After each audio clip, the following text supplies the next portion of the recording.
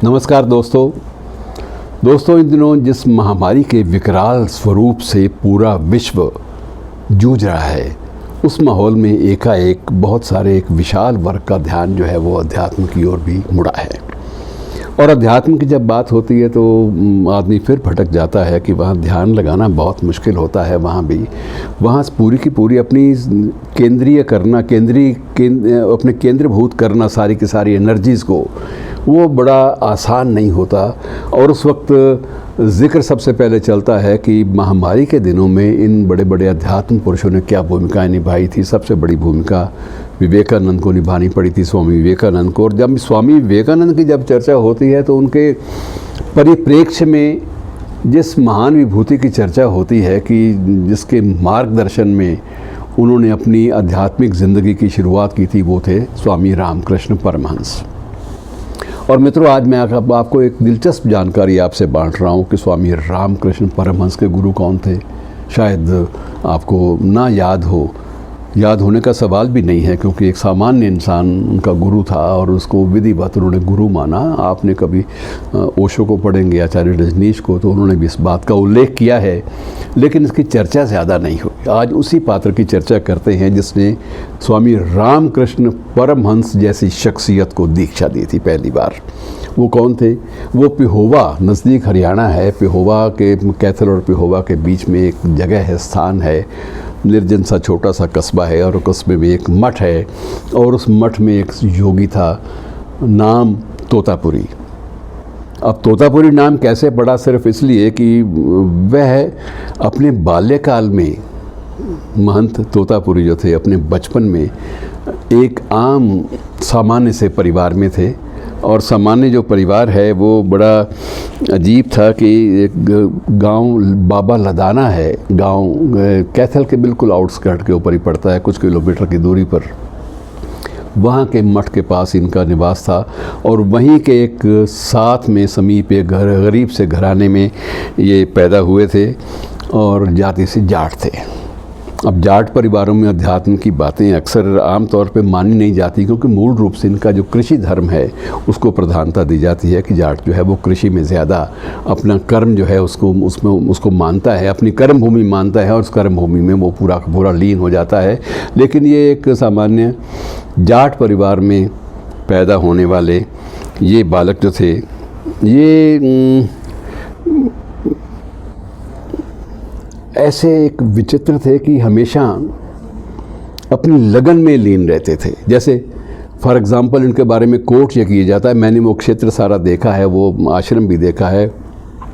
उस आश्रम के बाद जाके बाबा तोतापुरी के जो परिजन जो आगे उनकी वंश परंपरा में जो आते हैं उनको भी मिला, उनके संबंधियों को भी, जो बहुत, अब ये तीसरी पीढ़ी की बात हो गई। लेकिन वो लोग बताते हैं कि बाबा का ये था कि बाबा अगर गाय चराने गया है, बाबा पशु चराने गया है, तो वो परिंदों से बातें कर रहा है, और परिंदों से बातें करता था तो वो इतना लीन होकर मानो परिंदों की जाति का है, तो वो जैसे परिंदों की भाषा को पकड़ पा रहा है, और परिंदे भी जैसे उसकी कही हुई बात, उसकी बोली, उसकी उच्चारण, उसके साथ पूरी तरह आत्मसात होकर जुड़ से गए हैं। और वहीं से बाबा को एक फ़कीर मिला, इसी बाबा को जो स्वामी रामकृष्ण परमहंस के गुरु थे, उस फ़कीर ने कहा कि बेटा तुम तंत्र विद्या के बारे में जानते हो? तो उसने कहा मैं तो मामूली परिवार का बच्चा हूँ जी, मुझे तंत्र विद्या के बारे में क्या जानकारी। तो तंत्र विद्या के जो मूल जो स्वरूप थे उसने बताए उस फ़कीर ने, और फ़कीर उसके बाद वहाँ से गायब हो गया, और बाबा की जो साधना थी वो तांत्रिक साधना हो गई। और जब तांत्रिक साधना एक चरम पे पहुंचती है तो उस वक्त बहुत सारे जो अन्य तांत्रिक स्थान है वहाँ से निमंत्रण, वहाँ से बुलावे आने शुरू हो जाते हैं। बुलावे का मेरा मतलब ये है कि मन उधर की ओर लपकता है, और इस साधु का, इस सामान्य से साधु का मन जो था वो लपका कि मुझे दक्षिणेश्वर जाना चाहिए। एक मन में बात उठी, अब कहाँ पे हुआ, कहाँ दक्षिणेश्वर, कोई बीच में सामान्य सीधी कड़ी नहीं है जिस कड़ी के माध्यम से अब ये माने कि ये कैसे हुआ। लेकिन इनके मन में एक जिज्ञासा जगी कि मुझे दक्षिणेश्वर काली के मंदिर में जाना चाहिए, और ये दक्षिणेश्वर चले गए। दक्षिणेश्वर के मंदिर में जाके इन्होंने सब कुछ देखा, तो वहाँ उन दिनों में स्वामी रामकृष्ण परमहंस मुख्य पुजारी के रूप में काम करते थे। अब ये बाबा अपनी साधना के तंत्र में वहाँ घंटों बैठा रहता और कभी हिलता नहीं। और कई बार इनकी बात हो जाती रामकृष्ण परमहंस से, जो उन दिनों उनका नाम था गदाधर। गदाधर का उनका नाम था ओरिजिनल मूल रूप में, और बाद में स्वामी रामकृष्ण परमहंस बने, जबकि वो अंतर ज्योति जो है वो जाग उठी। और उसके बाद जब तंत्र साधना में उनको सिद्धियां प्राप्त हो गई तो उसके बाद उनका नाम घोषित किया गया स्वामी रामकृष्ण परमहंस। इससे पहले वो पंडित गदाधर थे।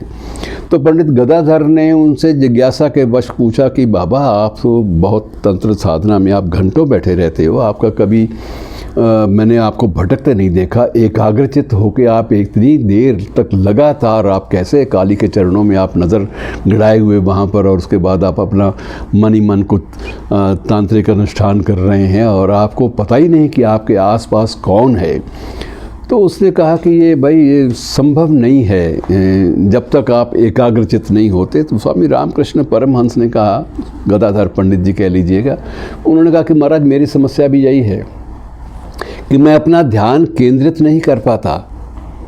और कभी आप दक्षिणेश्वर मंदिर जाएं तो मित्रों आप देखेंगे वो इतना विशाल, कई एकड़ों में, सैकड़ों एकड़ों में फैला हुआ एक विशाल परिसर है जिसकी व्यापकता का अनुमान लगाना ही संभव नहीं है।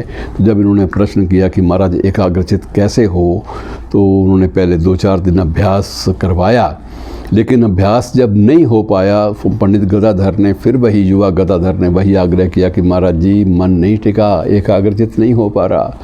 और इस शख्स ने, इस स्वामी ने क्या किया कि एक हाथ में एक कांच का टुकड़ा था और कांच का टुकड़ा उसके मस्तक पर बीच में दे मारा स्वामी रामकृष्ण परमहंस के, और कहा कि अब जहाँ पर मैंने ये तुम्हें चोट पहुँचाई है वहीं पर एकाग्र हो जाओ। और मित्रों, स्वामी रामकृष्ण परमहंस को लगा कि ये मुझे कुछ दैवी आदेश मिला है, और वहीं पर एकाग्रचित हो गए। और उनको 3 दिन के बाद लगा कि मेरी साधना की सारी प्रवृत्तियाँ उजागर हो गई हैं और मैं दिव्य आत्माओं के दर्शन कर पा रहा हूँ। स्वयं काली मेरे सपने में आ रही है और मैं पूरी तरह से एक प्रकार से दिव्यता का प्रकाश जो है वो मेरे अंदर हो गया है। और उसके बाद उन्होंने उसी मार्ग पर चलते हुए उन्होंने फिर, अब योगी रमता तो कहाँ टिके, उन्होंने कहा भी मेरी दक्षिणेश्वर की यात्रा पूरी हो गई। स्वामी तोतापुरी ने कहा कि मैं तो भाई अब चला।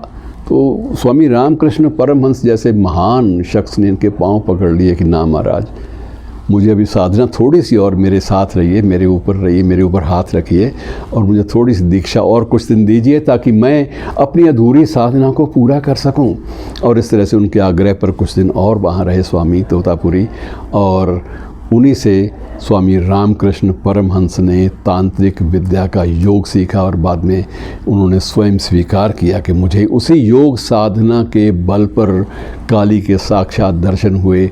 और उसके बाद उन्होंने स्वामी विवेकानंदा को भी संन्यास की दीक्षा दी, और उसके बाद उनका जो व्यापक जो मंडल था स्वामी रामकृष्ण परमहंस का, अब पूरे देश में रामकृष्ण परमहंस जो मठ हैं वो फैले हुए हैं। हमारे चंडीगढ़ में भी है, अन्य स्थानों पर भी है, दिल्ली में बहुत सारे हैं, और बंगाल तो सारा भरा पड़ा है। तो ये एक पूरी की पूरी कल्चर है, पूरी की पूरी संस्कृति है, जिसमें मुख्य भूमिका किसकी थी? एक मामूली किसान के बेटे की, जिसका संबंध हरियाणा के एक छोटे से गांव से था।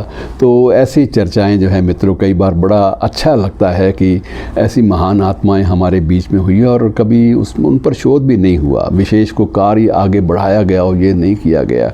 और आम आदमी की जानकारी स्वामी रामकृष्ण परमहंस के बारे में तो अथाह है, स्वामी विवेकानंद के बारे में अथाह है, लेकिन इन दोनों के जो महागुरु थे उसके बारे में बहुत कम लोग जानते हैं। और ऐसी शख्सियतें दैवी पुरुष मित्रों कभी प्रचार भी नहीं करते, लीन हो जाते हैं। शुक्रिया दोस्तों।